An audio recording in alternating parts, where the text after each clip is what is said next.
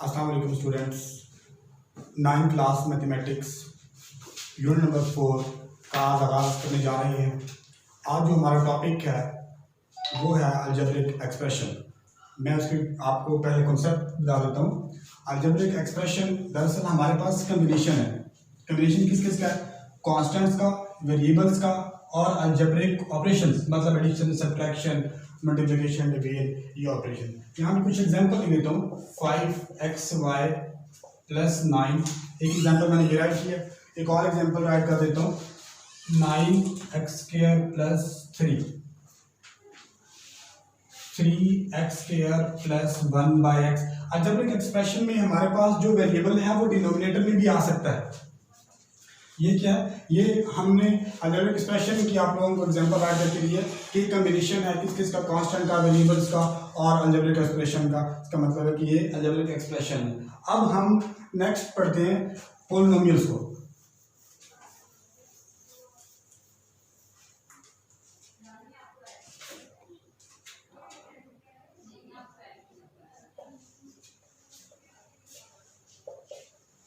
Polynomial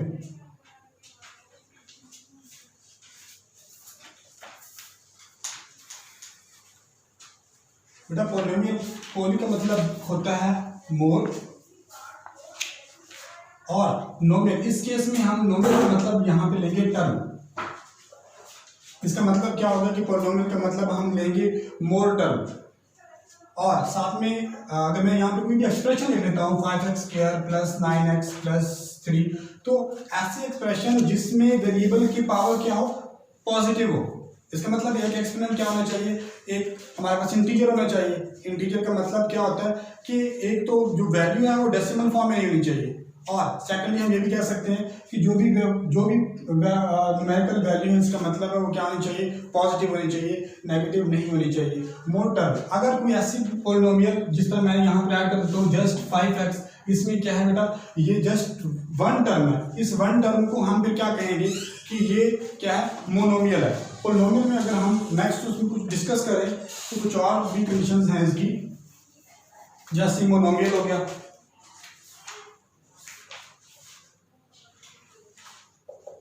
monomial, binomial, trinomial. Monomial का मतलब क्या होगा, वन टर्म। बाइनोमियल का मतलब क्या होगा, टू टर्म। और ट्राइनोमियल का मतलब क्या होगा, थ्री टर्म। थ्री टर्म्स, यहाँ पे क्या हो जाएगा, टू टर्म हो जाएगा। तो ये डेफिनेशन थी पॉलिनोमियल की। उसमें बेसिक आपने ये चीज़ याद कर लिया कि हमारे पास जो उसकी पावर होगी वो पॉजिटिव एक्सपोनेंट होगी। अब नेक्स्ट डेफिनेशन में चलते हैं, रैशनल नंबर।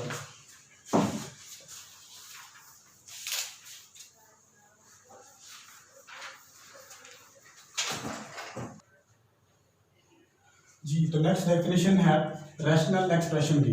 रैशनल एक्सप्रेशन में डेफिनेशन क्या है, the quotient p of x by q of x of two polynomial। ये कंडीशन टू पोलिनोमियल, इसका मतलब पोलिनोमियल की डेफिनेशन अभी हमने पढ़ी थी कि विद पॉजिटिव एक्सपोनेंट। और वो जो एक्सपोनेंट, पॉजिटिव एक्सपोनेंट का मतलब क्या था कि पावर क्या होनी चाहिए, इंटीजर होनी चाहिए। p of x and q of x where q of x is a non zero, इसका मतलब है कि डिनोमिनेटर की वैल्यू जीरो नहीं होनी चाहिए। Polynomial is called a rational expression, तब हम इसको कहेंगे कि रैशनल एक्सप्रेशन है। मैं एग्जांपल राइट कर देता हूँ, 5x + 9। देखिए नोमिनेटर को अगर हम इस वक्त चेक करें तो ये वैल्यू इस वक्त क्या है, ये पॉजिटिव एक्सपोनेंट है। इसका मतलब क्या हुआ, ये पॉलिनोमियल है। नोमिनेटर को अलग चेक करना है और डिनोमिनेटर को भी हमें साथ में चेक करना है।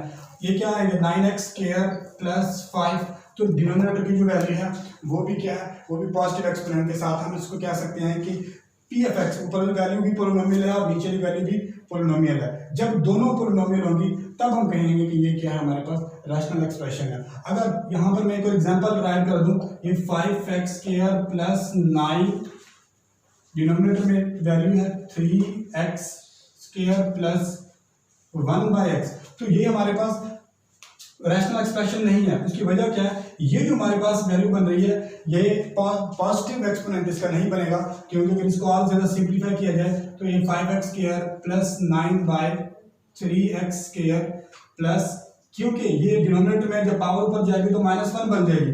जब पावर -1 बन जाएगी तो इसका मतलब ये है कि ये पावर जो है वो पॉजिटिव नहीं है, इसलिए हम कहेंगे कि ये जो हमारे पास है ये रैशनल एक्सप्रेशन नहीं है। रैशनल एक्सप्रेशन में हमारे पास दोनों वैल्यू, नोमिनेटर भी और डिनोमिनेटर भी क्या होनी चाहिए, पोलिनोमियल होनी चाहिए। अब ये इस कंसेप्ट के बाद हम चलते हैं 4.1 एक्सरसाइज 4.1 क्वेश्चन नंबर 1 की तरफ चलते हैं, देखते हैं उसमें क्या है।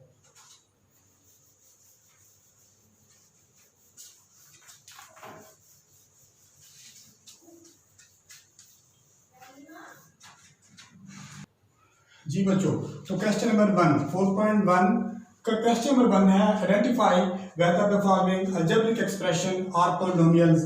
यस नो में हमने आंसर देना है। जो नीचे गिवन है इसका मतलब है कि वो अलजेब्रिक एक्सप्रेशन तो हैं, हमने नेक्स्ट आइडेंटिफाई करना है कि क्या वो पॉलिनोमियल है या नहीं है। 3x स्क्वायर हम कह सकते हैं ये पॉलिनोमियल है, प्लस 1/x, ये जो वेरिएबल है वो जब डिनोमिनेटर में जाएगा तो हम कहेंगे कि ये पोलिनोमियल नहीं है, क्योंकि पोलिनोमियल में डिनोमिनेटर की जब उसको ऊपर वैल्यू को लेके जाएंगे उसका मतलब है उसकी पावर किस में जाएगी, नेगेटिव में जाएगी। तो हम कहेंगे कि ये जो वैल्यू है ये 9 में जाएगी, क्योंकि ये क्या है बेटा, ये पोलिनोमियल नहीं है। वजह क्या बनी, वजह ये x बन गई है क्योंकि ये डिनोमिनेटर में है। सेकंड को डिस्कस करते हैं, 3x क्यूब कह सकते हैं, ये पोलिनोमियल में है, ये टर्म की बात हो रही है, टर्म, ठीक हो गया। 4x स्क्वायर ये भी हम पोलिनोमियल टर्म कह सकते हैं इसको। x ये 1/x के ऊपर पावर क्या है, 1/x है, इसको भी हम कहेंगे कि ये 9 है। कि उसकी वजह ये है क्योंकि हमने पढ़ा था कि उसकी जो पावर है वो क्या होनी चाहिए, वो इंटीजर होनी चाहिए। जब ये x किस x को टर्म को डिस्कस करूं, डॉट मल्टीप्लाई x के ऊपर पावर 1/2 हो जाएगी। इसकी पावर मैंने राइट की है, ये स्क्वायर रूट की वैल्यू क्या होती है, 1/2। तो ये जो वैल्यू है ये हमारे पास पॉइंट में चली जाएगी, x डॉट ये पावर क्या बन जाएगी 0.5। पावर डेसिमल फॉर्म में भी नहीं होनी चाहिए, इसलिए आप लोग क्लियर यहाँ पे कह सकते हैं कि जो पावर है बेटा वो फ्रैक्शन फॉर्म में नहीं होनी चाहिए, क्योंकि जैसे ही पावर फ्रैक्शन फॉर्म में होगी तो फिर हम उसको नेक्स्ट सॉल्व करेंगे तो वो डेसिमल फॉर्म बन जाएगी और हम कहेंगे कि ये इंटीजर नहीं है, क्योंकि इंटीजर में हमारे पास होल नंबर होता है। तो जो सेकंड पार्ट है वो भी 9 में है। थर्ड को डिस्कस करते हैं, x square minus 3x plus square root 2। देखें सिर्फ और सिर्फ जो हम पावर है वो चेक करेंगे जस्ट वेरिएबल्स का, ये तो कांस्टेंट वैल्यू है, ये भी हमारे पास क्या किस में जाएगी, इसको हम कहेंगे कि यस ये क्या है हमारे पास, ये पोलिनोमियल है। अगर पार्ट 4 की बात करें तो उसमें तो ऑलरेडी हमारे पास एक फ्रैक्शन यूज हो रही है, तो हम इसको भी क्या कहेंगे कि ये क्या है, ये भी 9 में है। तो ये है हमारा क्वेश्चन नंबर 1 था। और मैं आपको एक और एग्जांपल दे दूं, अगर square root 3x square plus 5x plus 9 अगर ये पूछ लिया जाए कि बताएं ये पोलिनोमियल है या नहीं है, तो देखिए x की पावर क्या है, पॉजिटिव है, इस x की भी पावर क्या है, पॉजिटिव है, तो हम कह सकते हैं कि ये पोलिनोमियल है। इसकी बात नहीं हो रही, जो कांस्टेंट जो न्यूमेरिकल वैल्यू साथ में कोफिशिएंट यूज हो रहा है तो उसकी कोई बात नहीं है कि वो अगर फ्रैक्शन फॉर्म में वैल्यू होती है या एक रेडिकल साइन के अंदर वैल्यू आती है तो उसकी कोई बात नहीं है। सिर्फ हमें क्या करना है, वेरिएबल की पावर को चेक करना है। तो ये था हमारा क्वेश्चन नंबर 1। अब हम चलते हैं क्वेश्चन नंबर 2 की तरफ। जी बेटा, तो क्वेश्चन नंबर 2 डिस्कस कर लेते हैं। State whether each of the following expression is a rational expression.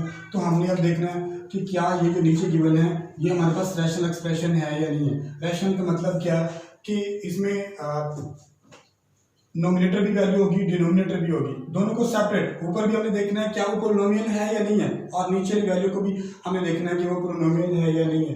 तो देखिए इस वेरिएबल को जब हम चेक करेंगे तो क्या है, पावर क्या है, फ्रैक्शन फॉर्म में आ रही है। पावर भी किसी भी वेरिएबल की पावर फ्रैक्शन फॉर्म में नहीं होनी चाहिए। अगर उसकी पावर फ्रैक्शन फॉर्म में है तो हम उसको क्या कहेंगे, ये रैशनल एक्सप्रेशन नहीं है, ये 9 में जाएगी। ठीक हो गया। अब अगर पार्ट नंबर 2 को डिस्कस करते हैं तो जो नोमिनेटर है ये क्लियर है, क्योंकि ये वेरिएबल पावर क्या है, रैशनल नंबर है, ये भी हमारे पास रैशनल में है। 2 plus 3x minus x square दोनों हमारे पास क्या है बेटा, ये पोलिनोमियल है। तो हम इसको क्या लिखेंगे कि यस ये हमारे पास क्या है, ये रैशनल एक्सप्रेशन है।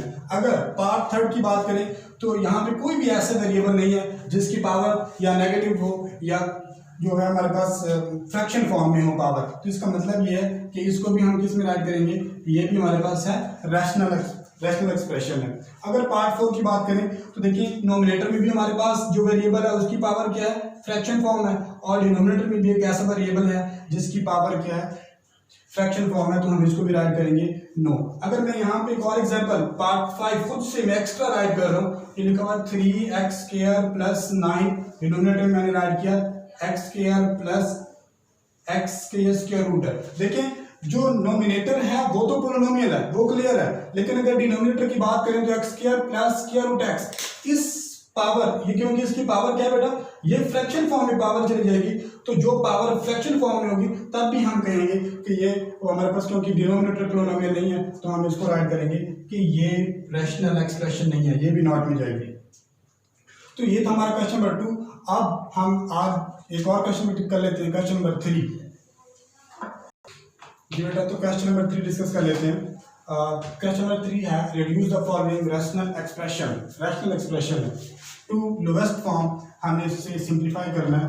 तो अगर फर्स्ट क्वेश्चन है, देखिए नोमिनेटर में 120x² z की पावर 5 है, जो न्यूमेरिकल वैल्यू है 120 और 30, इसको तो डायरेक्ट सिंप्लीफाई करेंगे, ये 0 से कैंसिल कर देंगे, 3 1 3 3 4 12 न्यूमेरिकल वैल्यू की, तो यहाँ पे सिंप्लीफिकेशन हो गई है।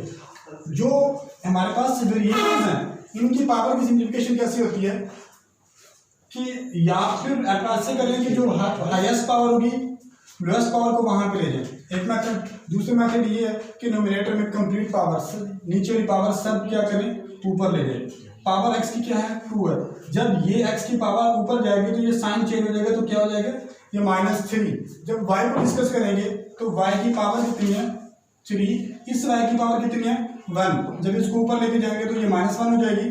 z की जब बात करेंगे तो z नोमिनेटर में पावर कितनी है, 5, डिनोमिनेटर की पावर ऊपर जाएगी तो वो -2 बन जाएगी। अब पावर की सिंप्लीफिकेशन कर लेते हैं, 4x 3 में से ये 2 सब्ट्रैक्ट करेंगे, साइन बड़ी वैल्यू को तो -1। y की जब बात करेंगे 3 में से 1 सब्ट्रैक्ट करेंगे 2, z की जब बात करेंगे तो 5 में से 2 सब्ट्रैक्ट करते हैं, बाकी रिमेनिंग में पावर क्या रह जाएगी, 3। तो देखें हमने ये क्या करना है, ये पॉजिटिव एक्सपोनेंट बनाना चाहिए हमें। ये x के ऊपर पावर क्या है, -1 है, 4y² z के ऊपर पावर 3, ये x को जब हम पॉजिटिव बनाएंगे तो डिनोमिनेटर में पावर क्या बन जाएगी, ये +1 बन जाएगी। सेकंड पार्ट को देख लेते हैं। सेकंड पार्ट है 8a into x plus 1, denominator में है 2 इंटू x² -1। देखिए बेटा ये यहाँ पे फार्मूला यूज हो रहा है, ये ओपन फॉर्म है, इसको हम क्या करेंगे, फैक्टराइज फॉर्म में राइट कर लेते हैं। 2 1 2 2 4 8 4a इंटू एक्स प्लस 1, ये जो वैल्यू बेटा ये सिंपलेस्ट फॉर्म में है, इसको और ज्यादा सिंप्लीफाई नहीं किया जा सकता, लेकिन जो डिनोमिनेटर की वैल्यू है इसको हम सिंप्लीफाई कर सकते हैं, क्योंकि जब 2 टर्म यूज हो रही हो और 2 टर्म्स के बिटवीन में माइनस हो तो मे भी वहां ये भी हो सकता है कि अगर दोनों स्क्वायर फॉर्म में है तो हम एक फार्मूला यूज कर सकते हैं। फार्मूला क्या है, वो a² - b²। फार्मूला किसके इक्वल होता है, a - b into a plus b। 4a into x plus 1, denominator में a² - b², तो हम यूज क्या करेंगे, a - b into a plus b। ठीक हो गया, मैंने फार्मूला फैक्टर फॉर्म में राइट कर दिया। अब जो सेम वैल्यू हम की कैंसिलेशन कर लेते हैं, x प्लस 1 से कैंसिल हो जाएगा, 4a/x - 1, बेटा ये इसका आंसर है। तो ये तो था पार्ट नंबर 2। अब मैं आपको एक और पार्ट भी करवा देता हूँ, पार्ट नंबर 3 कर लेते हैं। ओके, ये था क्वेश्चन नंबर 3। पार्ट नंबर 3 मैंने राइट किया है x प्लस वाई होल का स्क्वायर माइनस 4xy, और नीचे भी हमारे पास क्या है, माइनस में जो फार्मूला है वो राइट किया गया है। तो हमें फार्मूला ओपन करना होगा, उसकी वजह यह है कि -4xy सॉल्व नहीं हो रहा, तो हम ऊपर जो वैल्यू फार्मूला है इसको ओपन कर देते हैं, x² plus 2xy plus y²। मैंने a प्लस b होल का स्क्वायर का फार्मूला ओपन कर दिया। नेक्स्ट -4xy, डिनोमिनेटर में जो वैल्यू है उसके भी फार्मूला ओपन कर देते हैं, x² - 2xy plus y²। Plus था तो हमने प्लस का फार्मूला ओपन किया है, माइनस है तो माइनस का फार्मूला ओपन करेंगे। अब बेटा इसमें 2 लाइक टर्म्स हैं, कौन कौन सी लाइक टर्म्स हैं, 2xy और माइनस 4xy ये लाइक टर्म है, इनकी सिंप्लीफिकेशन कर लेते हैं। +2 - 4, बड़ी वैल्यू में से छोटी वैल्यू को माइनस किया, 4 में से 2 माइनस करेंगे तो 2 आ जाएगा, और साइन बड़ी वैल्यू का माइनस, तो यहाँ पर माइनस आ गया, y² डिनोमिनेटर में x² - 2xy + y²। देखिए नोमिनेटर और डिनोमिनेटर की वैल्यू बिल्कुल सेम है, तो इसका मतलब क्या होगा, हम कैंसिल कर देंगे। अब कैंसिल करने के बाद हम राइट कर सकते हैं 1/1, तो आंसर क्या राइट करेंगे, 1 ये राइट कर देंगे। अक्सर बच्चे यहाँ पर क्या करते हैं कि जब ये कैंसिलेशन करते हैं तो यहाँ पे आंसर डायरेक्टली 0 पुट कर देते हैं। तो मैं आप लोगों को एक और एग्जांपल दे देता हूँ। यहाँ पर देखिए अगर 4/4 होगा तो ये भी बिल्कुल वैल्यू सेम है, तो हम क्या करेंगे, 4 1 4, 4 1 4, तो वैल्यू हमारे पास रिमेनिंग जो रह जाती है वो 1/1 होती है, तो उसका हम नेक्स्ट राइट कर सकते हैं, 1 राइट कर सकते हैं। तो डायरेक्टली आप इसके बाद ये वैल्यू भी जो आंसर है 1 ये राइट कर सकते हैं। पार्ट 4 की अगर बात करें तो x³ - y³ × x² - 2xy + y²। Formula ये क्यूब का फार्मूला है, ये जो हमारे पास फार्मूला बन रहा है ये ओपन फॉर्म है, x² - 2xy + y²। हम इसको भी क्लोज फॉर्म में ऐड कर लेते हैं, और ये नीचे भी फार्मूला लिखा हुआ है x - y × x² + xy + y²। तो ये भी हमारे पास क्या है, एक क्यूब का फार्मूला है। और अगर हम इसको देखें तो ये जो ऊपर फार्मूला बना हुआ है बिल्कुल वही फार्मूला है, अगर इसको हम ओपन करेंगे तो ये फॉर्म बन जाएगी। तो हम कंप्लीट जो वैल्यू लिखी हुई है हम इस फार्मूले को क्या करेंगे, क्लोज फॉर्म में ऐड कर देते हैं। तो x² - 2xy + y², ये फार्मूला क्या है, ओपन फॉर्म है। जब इसको क्लोज फॉर्म में ऐड करेंगे तो x - y² बन जाएगी, और नीचे भी जो वैल्यू गिवन है इसको भी हम क्या करते हैं बेटा, क्लोज फॉर्म में ऐड कर देते हैं, x - y³ बन जाएगी। तो ये वैल्यू इस वैल्यू से कैंसिल कर देते हैं, रिमेनिंग में आंसर क्या आ जाएगा, x - y² ये आंसर आ जाएगा। अच्छा यहाँ पर मैं बेटा आप लोगों को बताता चलूँ, ये क्वेश्चन इस तरह भी सॉल्व किया जा सकता था कि अगर आप लोग ये फार्मूला ओपन करेंगे तो वो सेम यही वैल्यू बन जाएगी। इस वैल्यू से जब ऊपर वैल्यू कैंसिल हो जाएगी, रिमेनिंग में ये वैल्यू रह जाएगी, और आपने क्या करना है, उसको क्लोज फॉर्म में ऐड करेंगे तो अगेन आपके पास ये आंसर बन जाएगा। तो ये था पार्ट नंबर 4। एक बार मैं आप लोगों को और भी कर देता हूँ।